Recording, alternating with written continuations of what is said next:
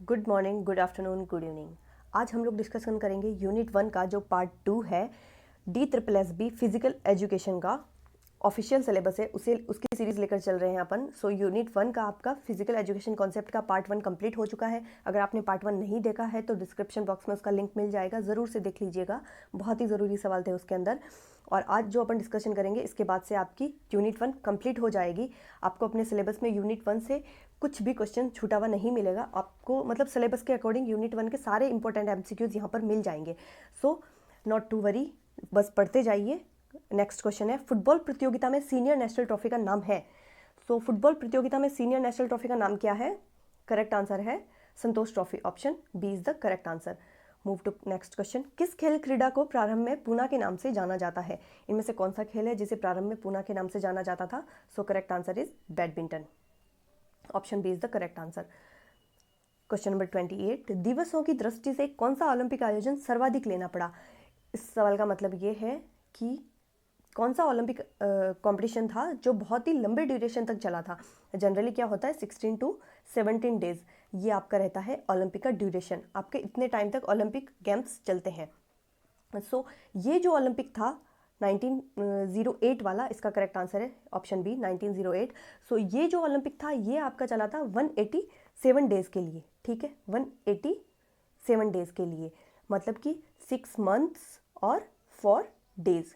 मतलब इतना लंबा ये ओलंपिक आयोजन चला था। इसके पीछे सवाल ये भी है कि क्यों? क्योंकि ये पहले रोम में होने वाला था। रोम एक जगह का नाम है, वहाँ पर होने वाला था, लेकिन वहाँ पर क्या फाइनेंशियल क्राइसिस हो गए थे, उनके पास कुछ इकोनॉमिकली प्रॉब्लम हो रही थी उन्हें वहाँ पर ऑर्गेनाइज करने में। सो इसको मूव किया गया था लंदन में। ठीक है, तो इसके चलते कुछ लंबा टाइम लग गया था यहाँ पर। सो ये क्वेश्चन है, बहुत ही ज़रूरी सवाल है ये, कौन सा ओलंपिक आयोजन सर्वाधिक लेना पड़ा था? तो 1908 वाला जो ओलंपिक था वो सर्वाधिक लेना पड़ा था। और इससे आपको याद भी रह जाएगा कि ये ओलंपिक कहाँ पर आयोजन हुआ था? लंदन में आयोजित हुआ था, जो कि रोम में होने वाला था। ठीक है, सो नेक्स्ट क्वेश्चन है, भारत का राष्ट्रगान ओलंपिक खेलों में पहली बार किस साल बजाया गया था? सो इसका सही जवाब है आपका 1948।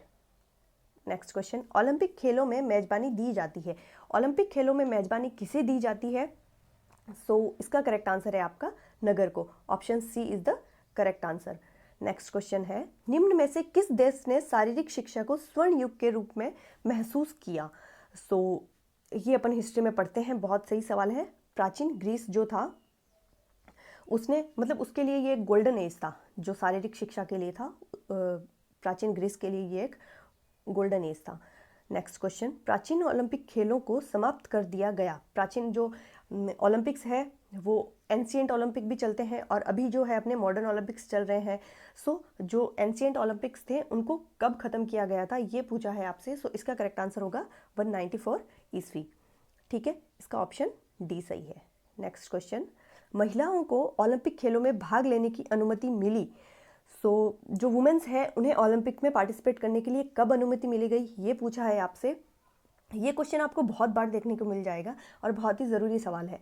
सो इसका करेक्ट आंसर है 1900। ठीक है, option A is the correct answer. Next question, प्राचीन काल में ओलंपिक में रथ दौड़ को कहा जाता था। जो एंशिएंट ओलंपिक्स होते थे उसमें रथ दौड़ होती थी, जिसे क्या कहा जाता था ये पूछा है आपसे। सो इसका करेक्ट आंसर है ऑप्शन डी, हिपोडर्म। ठीक है, नेक्स्ट क्वेश्चन, ओलंपिक में सर्वश्रेष्ठ मुक्केबाज को कौन सी ट्रॉफी दी जाती थी?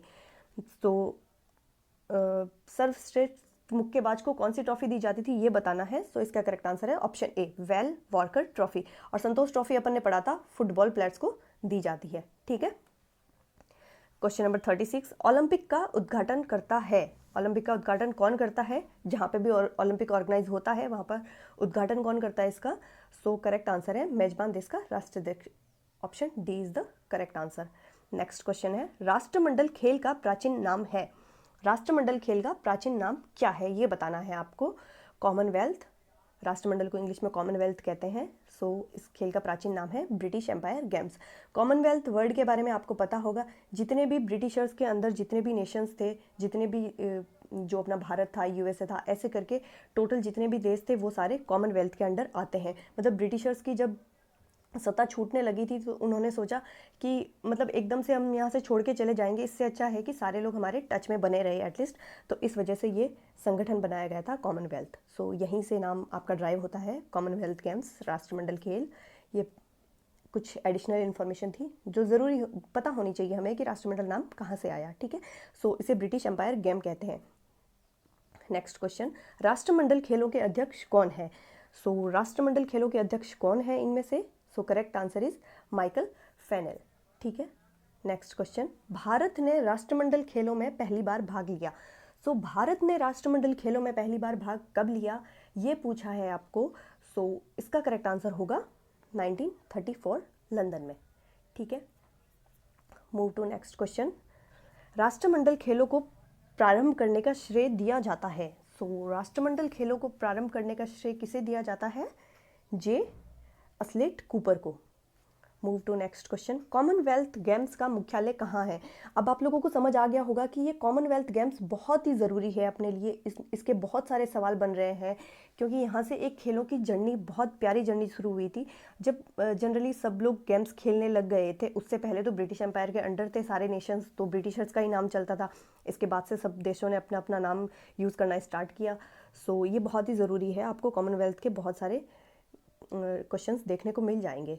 सो इसका करेक्ट आंसर होगा आपके ऑप्शन ए, लंदन, इंग्लैंड, ठीक है। इसका मुख्यालय यहाँ पर है, लंदन में। क्वेश्चन नंबर 42, राजीव गांधी खेल रत्न अवार्ड कब प्रारंभ किया गया? सो राजीव गांधी खेल रत्न अवार्ड, मैं इसको कहूँगी बहुत ही इंपॉर्टेंट क्वेश्चन है, आपको ज़रूर से ये देखने को मिल सकता है 100%, 100 नहीं 90%, 100% पे तो मैं खुद ही पेपर नहीं बना दूँ, ठीक है। सो बहुत ही ज़रूरी सवाल है, आपको देखने को मिल सकता है। मोस्टली प्रोबेबिलिटी यही है, फिजिकल एजुकेशन के जितने भी क्वेश्चन पेपर्स होते हैं उनमें ये क्वेश्चन आपको देखने को मिल सकता है। सो इसका करेक्ट आंसर होगा आपके ऑप्शन सी, ठीक है। 1991-92 में राजीव गांधी खेल रत्न अवार्ड शुरू किया गया था, ठीक है। सो नेक्स्ट क्वेश्चन है, IOA का पूरा नाम क्या है? सो IOA का पूरा नाम क्या है ये बताना है आपको। इसका करेक्ट आंसर है Indian Olympic association, option A is the correct answer. Next है, शारीरिक शिक्षा तथा मनोरंजन केंद्र की स्थापना की गई थी। सो इसकी स्थापना कब की गई थी ये बताना है आपको। So correct answer is option B, ठीक है। क्वेश्चन नंबर 45, आप अपना इवोल्यूशन सेल्फ से साथ में लेकर चलिएगा कि आपने कितने क्वेश्चन सॉल्व किए हैं और कितने क्वेश्चन आपको नहीं आ रहे हैं। आपको सेल्फ इवोल्यूशन बहुत ज़रूरी है, जिसकी वजह से आप एग्जाम्स में बहुत अच्छे से परफॉर्मेंस कर पाएंगे। अगर आपको नहीं भी आ रहे हैं तो सो बी ट्रू योर सेल्फ, ठीक है। अपने आप को बताइए कि आपको ये क्वेश्चंस नहीं आ रहे हैं, आपको पढ़ने की ज़रूरत है, और आपको अगर पढ़ने की ज़रूरत है तो ये वीडियोस आपको बहुत हेल्प करने वाले हैं। आप इन MCQs को 2 से 3 बार देखिएगा, आपका यूनिट 1 कंप्लीट हो जाएगा, ठीक है। पार्ट 1 हो चुका है, पार्ट 2 अपन लेकर चल रहे हैं। सो नेक्स्ट क्वेश्चन है आपका, मनोरंजन के सरकारी अभिकरण है, इनमें से आपको बताने हैं कि सरकारी अभिकरण कौन कौन से हैं। सो इसका करेक्ट आंसर है ऑप्शन डी, ये सारे ही गवर्नमेंट अभिकरण है, मतलब जो गवर्नमेंट सोसाइटीज़ वगैरह गवर्नमेंट के अंडर जो होते हैं उन्हें गवर्नमेंट अभिकरण कहा जाता है, सरकारी अभिकरण कहा जाता है। सो ये सारे गवर्नमेंट के अंदर है। So option D is the correct answer. Move to next question, Indian hockey federation की स्थापना की गई थी। सो इंडियन हॉकी फेडरेशन की स्थापना कब की गई थी ये बताना है आपको। सो इसका करेक्ट आंसर है 1925, option B is the correct answer. Question number 47, बास्क-बॉन्ड किस खेल से संबंधित है? इसका आपको नाम सुनते से ही समझ में आ जाना चाहिए कि ये किस खेल से संबंधित होगा। ऑब्वियसली बास्केटबॉल से, ठीक है। बास्केटबॉल और बास्क, इस वर्ड से आप इसको पहचान सकते हैं कि बास्केटबॉल और बास्क, सो ये कनेक्टेड होगा बास्केटबॉल से। Option C is the correct answer, correct है। नेक्स्ट क्वेश्चन है आपका, भारत में पहला टेस्ट मैच खेला गया था। सो आपको बताना है कि भारत में पहला टेस्ट मैच कब खेला गया था। इसका करेक्ट आंसर मतलब कहाँ खेला गया था। सो इसका करेक्ट आंसर होगा मुंबई, ठीक है। मूव टू नेक्स्ट क्वेश्चन, पुरुषों हेतु शॉर्ट पुट के सेक्टर का व्यास है। सो थ्रोइंग इवेंट है ये शॉर्ट पुट, इसके अंदर आपको पूछा है कि इसका सेक्टर का व्यास क्या है, ठीक है। जो शॉर्ट पुट होता है उसका व्यास क्या है। सो इसका करेक्ट आंसर है आपका ऑप्शन सी, ठीक है। ये कुछ क्वेश्चंस फैक्चुअल क्वेश्चंस होते हैं जिन्हें अपन समझने का कोई तरीका नहीं होता, इन्हें बस अपन अपनी सेल्फ ट्रिक्स बना के समझ सकते हैं या फिर रट सकते हैं, याद कर सकते हैं। कहते हैं कि रट्टा वाली पढ़ाई अपन को ज़्यादा टाइम तक याद नहीं रहती, लेकिन कुछ कॉन्सेप्ट्स होते हैं जिन्हें रटने के सिवा कोई और ऑप्शन नहीं होता। सो इन वीडियोस को आप 2 से 3 बार देखिएगा, आपको रिवीजन हो जाएगा बार बार से, ठीक है। इसमें इतना टाइम भी नहीं लगेगा आपको और आपको अच्छे से याद भी हो जाएगा। सो आज का लास्ट क्वेश्चन है, एशियाई स्नूकर विजेता प्रथम भारतीय खिलाड़ी का नाम है। सो एशियाई स्नूकर विजेता, स्नूकर गेम है, स्नूकर विजेता प्रथम भारतीय खिलाड़ी का नाम बताना है आपको, जिसका करेक्ट आंसर है Yasin Merchant. Option C is the correct answer. So आपकी यूनिट 1 कंप्लीट हो चुकी है। यूनिट 1 के सारे इंपॉर्टेंट एमसीक्यूज आपके कंप्लीट हो चुके हैं। अब आपको यूनिट 2 पढ़ के रखनी है और उसके एमसीक्यूज साथ में लेकर चलने हैं। उसके एमसीक्यूज में आपको सेल्फ इवोल्यूशन भी लेकर चलना है और उसके एमसीक्यूज आप यहाँ पर मेरे साथ भी पढ़ सकते हैं। और कमेंट सेक्शन में ज़रूर बताइएगा कि आपके कितने क्वेश्चन सही गए और कितने क्वेश्चन सही नहीं गए। अपना स्कोर ज़रूर से कमेंट सेक्शन में बताइएगा। तब तक के लिए ख्याल रखिए, खुद भी पढ़िए, आसपास वालों को भी पढ़ाइए और टाटा बाय बाय।